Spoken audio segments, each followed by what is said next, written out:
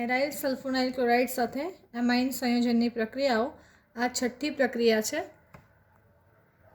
આ પ્રક્રિયામાં જે એમાઇન સંયોજન છે એ એરાઇલ સલ્ફોનાઇલ ક્લોરાઇડ, એરાઇલ એટલે C6H6, એમાંના એક હાઇડ્રોજનનું સલ્ફોનાઇલ ક્લોરાઇડ SO2Cl વડે રિપ્લેસમેન્ટ થાય છે એટલે C6H5SO2Cl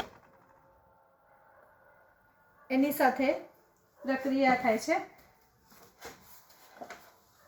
એટલે આ બેન્ઝીન રિંગ પર SO2Cl એટલે કે એરાઇલ એટલે કે બેન્ઝાઇલ સલ્ફોનાઇલ ક્લોરાઇડ એની પ્રક્રિયા એનિલિન સાથે કરવામાં આવે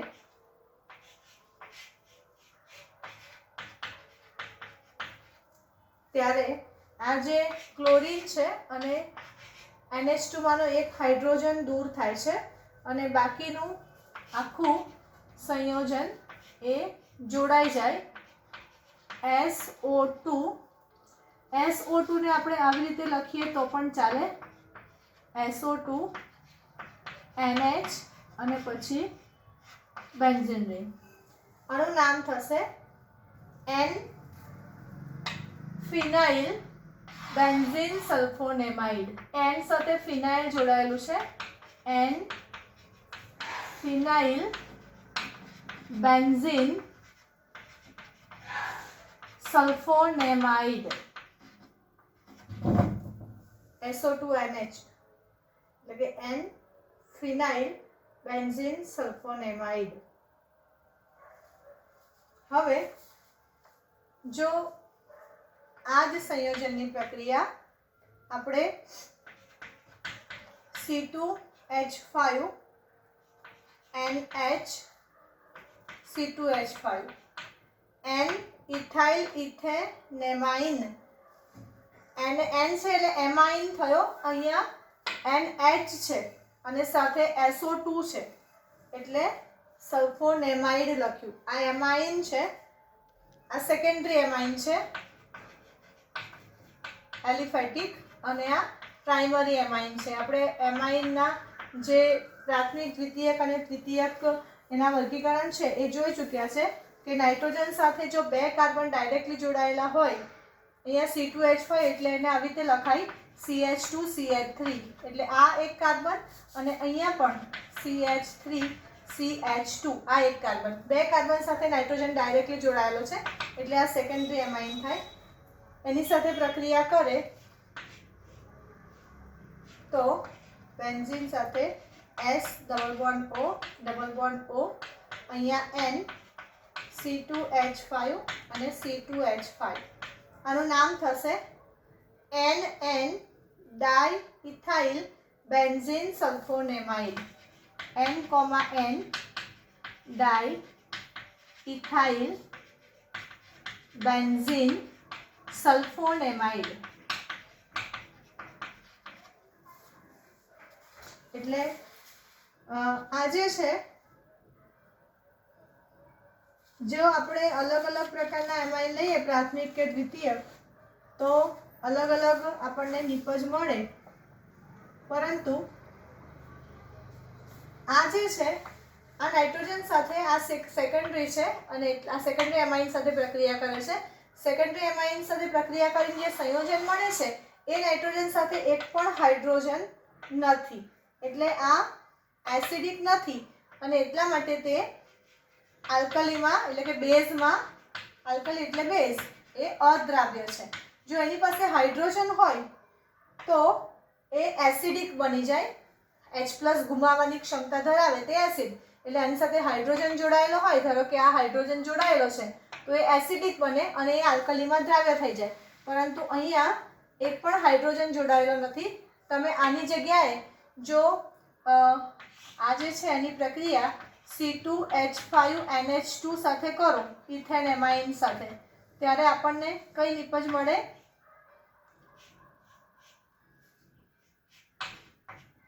S ડબલ બોન્ડ O અને અહીંયા NH C2H5 N ethyl benzene sulphonamide.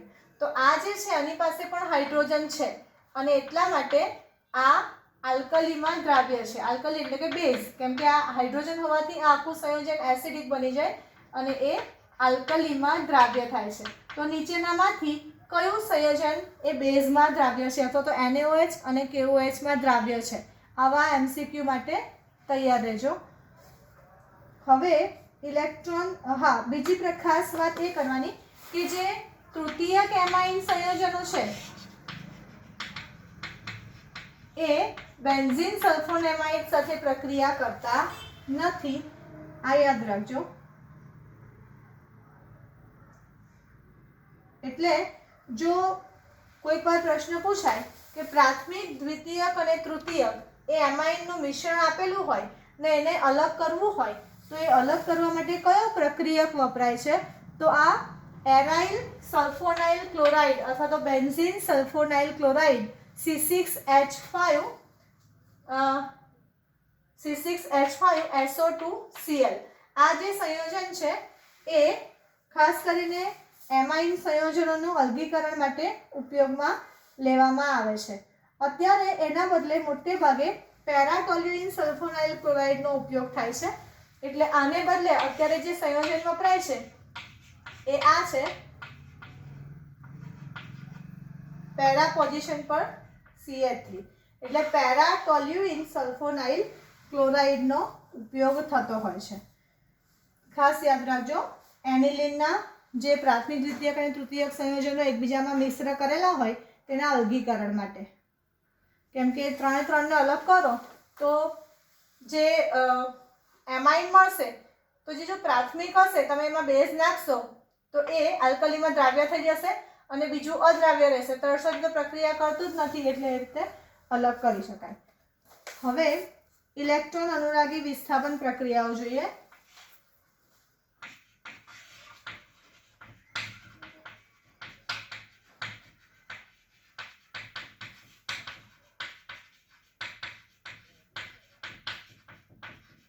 Electron અનુરાગી એટલે ઇલેક્ટ્રોન પ્રત્યે આકર્ષણ ધરાવતો, એટલે કે ધન આયન. આપણને ખ્યાલ છે આવી પ્રક્રિયાઓ આપણે 11મા ધોરણમાં ભણી ચૂક્યા છે કે જે હેલાઇડ આયન છે એ Cl+ તરીકે બેન્ઝીન સાથે જોડાય છે. તો એવી રીતે સૌથી પહેલી પ્રક્રિયા છે એ બ્રોમિનેશનની પ્રક્રિયા.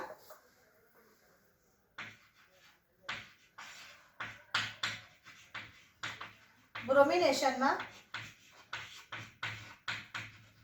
એનિલિનની પ્રક્રિયા એ 3 મોલ Br2 સાથે કરવામાં આવે અને એના માટે બ્રોમિન જળમાં આ પ્રક્રિયા થાય છે.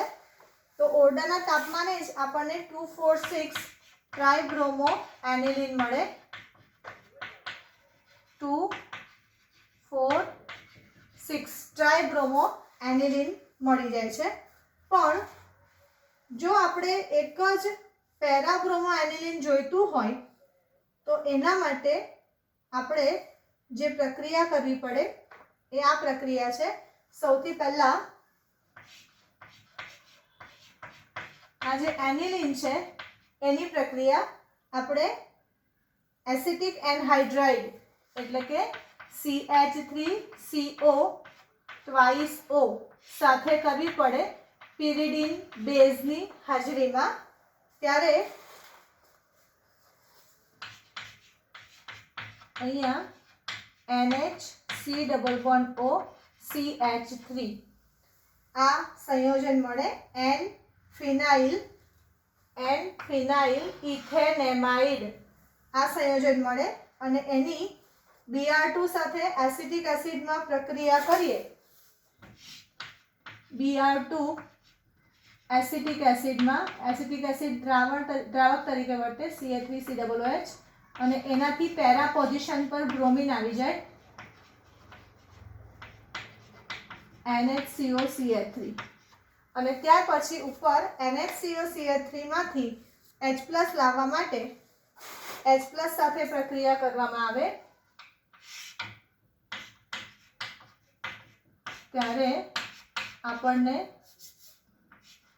પેરા પોઝિશન પર બ્રોમિન અને અહીંયા NH2 પેરા બ્રોમો એનિલિન મળી જાય.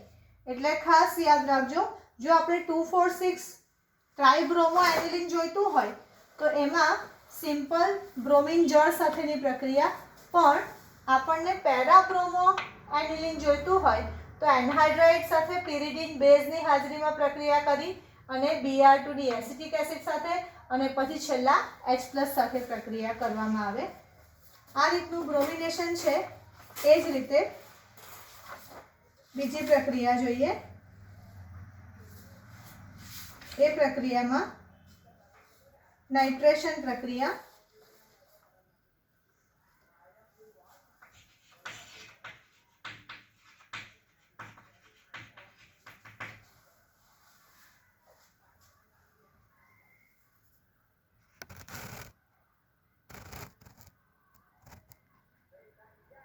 નાઇટ્રેશન પ્રક્રિયામાં આ જે એનિલિન છે એની પ્રક્રિયા સાંદ્ર HNO3 અને H2SO4 સાથે જે રીતના નાઇટ્રેશનના પ્રક્રિયકો છે એ જ પ્રક્રિયકોનો ઉપયોગ થાય છે અને 288 કેલ્વિન તાપમાને આ પ્રક્રિયામાં આપણને 3 નાઇટ્રો કમ્પાઉન્ડનું મિશ્રણ મળે છે, ઓર્થો, મેટા અને પેરા.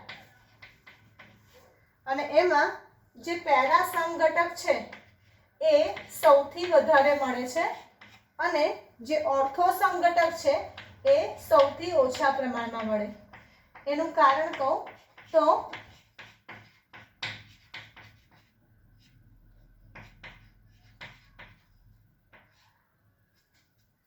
આ જે પેરા સમઘટક છે એ લગભગ 51% મળે, પછી જે આ છે ઓર્થો એ સૌથી ઓછું મળે 2% જેટલું અને આ 47%. આનું કારણ એ છે કે જે બલ્કી ગ્રુપ છે આ બંને મોટા ગ્રુપ છે અને બંને મોટા ગ્રુપ એકબીજા સાથે જે ઇલેક્ટ્રોનના વાદળ છે એની અથડામણ થાય છે અને એટલા માટે બહુ ઓછો નિપજમાં આ મળે છે. અહીંયા એકદમ ઓપોઝિટ કન્ડિશનમાં બંને NH2 અને NO2 ગ્રુપ આવેલા છે એટલે આનું પ્રમાણ પેરા સમઘટક સૌથી વધારે સ્ટેબલ છે, સ્થાયી છે અને એટલા માટે એ સૌથી વધારે પ્રમાણમાં મળે છે. જો એનિલિનમાંથી આપણે પેરાનાઇટ્રો એનિલિન મેળવવું હોય તો પહેલાં જે કર્યું હતું એ જ પ્રમાણે એ પ્રક્રિયા હું બોલી જાઉં છું કે આ જે NH2 છે તે સેમ NH2 લેવાનું, pyridine સાથે પ્રક્રિયા કરવાની, N-ફિનાઇલ ઇથેનેમાઇડ બનાવવાનું અને અહીંયા બ્રોમિનેશનને બદલે આપણે નાઇટ્રેશન કરવાનું. નાઇટ્રેશન કરીએ ત્યારે Br ને બદલે આપણને NO2 મળે અને પછી H+ અથવા તો OH- સાથે પ્રક્રિયા કરો તો બ્રોમિનની જગ્યાએ અહીંયા પેરાનાઇટ્રો એનિલિન મળી જાય. એટલે આ પરિવર્તન તરીકે ખાસ પૂછાય છે અને પ્રક્રિયા પૂર્ણ કરો એના માટે તમારે યાદ રાખવાનું.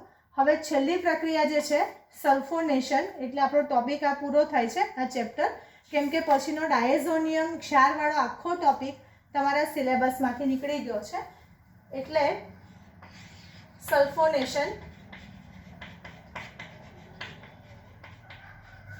સલ્ફોનેશનમાં એનિલિનની પ્રક્રિયા સાંદ્ર H2SO4 સાથે કરવામાં આવે છે એટલે આખી યોગશીલ પ્રક્રિયા થાય છે અને અહીંયા ટોટલ આ NH2 છે એની સાથે H જોડાય છે એટલે અહીંયા NH3 અને હજી એક H બાકી રહ્યો, NH3+ અને HSO4- આમ બે આયનો અહીંયા ઉત્પન્ન થાય છે. અને જો લગભગ 453 થી 473 કેલ્વિન તાપમાને એને ગરમી આપવામાં આવે ત્યારે આ બંને આયનો જે છે એ છૂટા પડી જાય છે. ઉપર NH2 અને નીચે SO3H આવી રીતે છૂટું પડે છે અને આ જે છે એનું નામ છે સલ્ફાનિલિક એસિડ. સલ્ફાનિલિક એસિડ જે છે એ બીજા એક આયનમાં ટ્રાન્સફર થઈ જાય છે એટલે કે આ હાઇડ્રોજન છે આ ઉપર જતો રહેશે Na3+ અને અહીંયા SO3- પ્લસ અને માઇનસ બે આયનો અહીંયા ઉદ્ભવે છે એટલે આને ઝ્વીટર આયન તરીકે ઓળખવામાં આવે છે. ખાસ યાદ રાખજો, સલ્ફાનિલિક એસિડમાંથી એનું કન્વર્ઝન H+ નું ટ્રાન્સફર થવાથી ઝ્વીટર આયન બને છે. અને એટલા માટે ખાસ યાદ રાખજો કે એલ્યુમિનિયમ ક્લોરાઇડ સાથે ક્ષાર બનવાથી જે ફ્રીડલક્રાફ્ટનો મેઇન પ્રક્રિયક છે એલ્યુમિનિયમ ક્લોરાઇડ, એની સાથે એનિલિન ક્ષાર બનાવી દે છે અને એટલા માટે એ ફ્રીડલક્રાફ્ટ પ્રક્રિયા એટલે કે આલ્કાઇલેશન અથવા તો એસાઇલેશન આપતું નથી, માત્ર બ્રોમિનેશન, નાઇટ્રેશન અને સલ્ફોનેશન પ્રક્રિયા આપે છે. અને સલ્ફોનેશન પ્રક્રિયામાં ખાસ એ ઝ્વીટર આયનનું નિર્માણ કરે છે. અહીંયા ચેપ્ટર પૂર્ણ થાય છે.